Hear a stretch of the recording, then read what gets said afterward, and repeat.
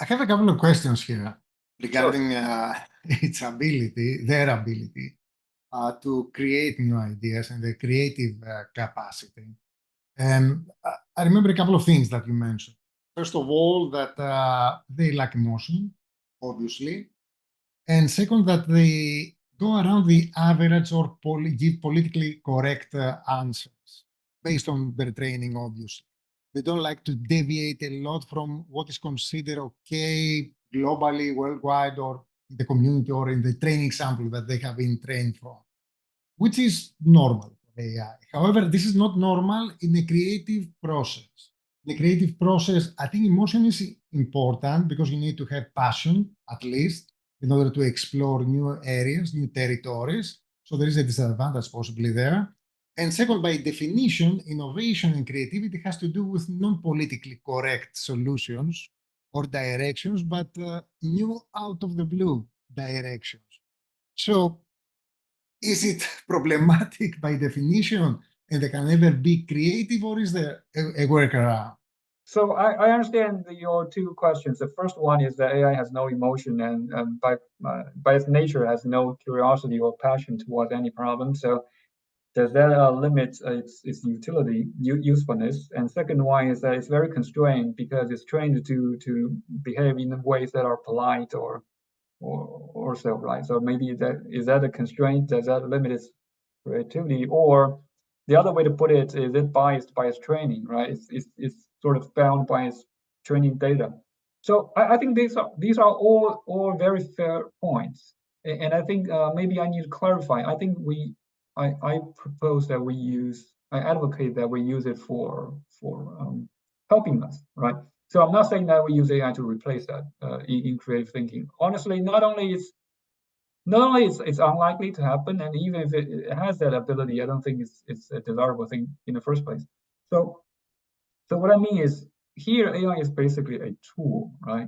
And the tool does not need to be perfect or better than us for us to use it. So for example, we can use the cars to move us around. We don't need cars to have emotional response or have urgency, right? We don't need cars to feel urgent for it to carry us to somewhere fast, right? It does not have to have emotional components of the car. And cars does not have to beat us in everything. Cars only need to be faster than us in a highway, right? Or on a road. Cars does not need to be better than us in climbing stairs. By the way, of course, it doesn't, right? We don't need it to be better than us to help us. We just need it to be better than us in some aspect, and we just need to be smart about when and how to use it. I think the same thing here applies for AI for creative thinking. So yes, AI has no emotion or no passion or no curiosity, but we have them, and because of that, we can ask questions based on our passion, based on our curiosity. We can ask interesting questions, fresh questions, questions that are original and intuitive or whichever way, right? So we can feed it with information that is we can feed it, or we can ask AI to search for information based on our curiosity or passion. Again, we are using it as a tool. We don't need it to have that emotional component. And of course, we can tell AI if emotion is important, right? So, for example, if we know that customers are solving this problem and we want to help customers solve this problem, we can tell that customers have some sort of emotional response to the problem or to the solution. Or we can ask AI to guess what customers feel, right? So either way, we can sort of feed some of that information in. And the second aspect is AI is constrained by its training, and it's constrained by its manner of being either politically correct or being polite. It is constrained by its training, constrained by its data, and so on. But again, we don't need it to be useful in every aspect, right? So in that aspect, maybe yes, it's true. The AI cannot really, if you talk about Anthropic Cloud, it's not able to practice a conversation with a rude person because it's designed not to do that. but for creative thinking, a lot of the task doesn't involve a root person, right? So there are some places that cannot be. There are some scenarios where it cannot be particularly useful, but for a lot of scenarios, it could be. But the other aspect is that it is constrained by its training data, right? So is it less creative? Well, yeah, it could be if you just ask questions in too simplistic way, right? So if you ask it to give me ideas about new shoe design, maybe it gives you ideas that are just not very fresh, right? Not original. But you can feed it with all kind of original input, right? So for example, you can tell it to combine two things. You combine shoes with, let's say, movies, right? Or movie themes, or come up with some shoe design ideas based on, I don't know, some movies, or based on some songs, or based on, let's say, based on colonizing Mars, right?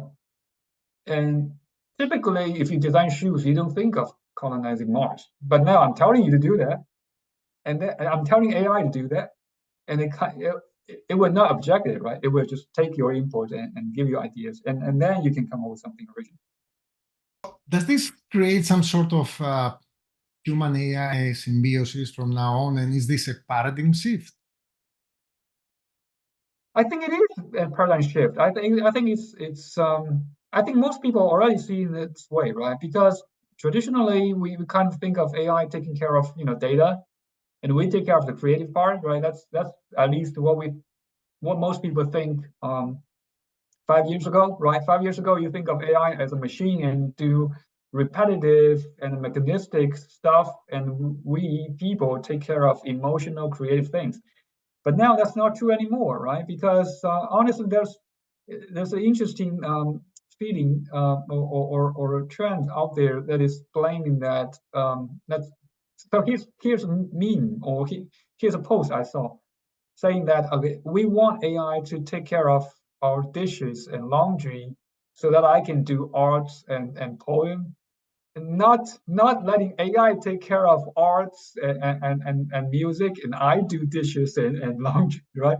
So that's, yeah, that in that sense it is a paradigm shift.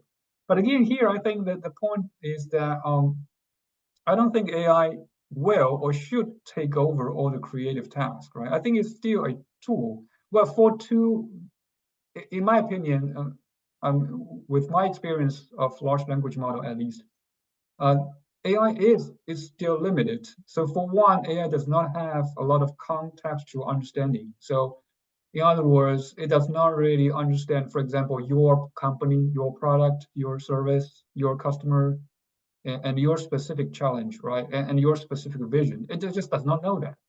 And exactly because it does not know, it cannot really autonomously help you innovate. You still need to feed it all the information for it to get what you want, where you're heading. So the number one, it does not know the context, and second, it does not oftentimes does not have deeper insight. I mean, it can generate things oftentimes superficial, but if you want deeper insight, it's tricky. Well, it's related to the first part, right? The first part is that it does not really know too much of your context, and exactly related to that, it's hard for it to generate insights that are deep. So for example, let me take an extreme example, right? Let's say you are a physicist, you are developing theories in quantum mechanics, and you can ask AI. It can give you some ideas, but they tend to be superficial, right? It does not really generate something that is you can publish, right? Um, but it can give you some ideas or give you some food for thought, right? But it does not really have the capability to generate deeply meaningful, for example, new theories for physics, right? Or for that matter, can it generate deeply meaningful new music? I don't know. Maybe I don't know, but it's kind of hard. It still has its limits, and I don't think it's going to change in this current paradigm, uh, because if we just follow this large language model paradigm, I don't think it's going to change.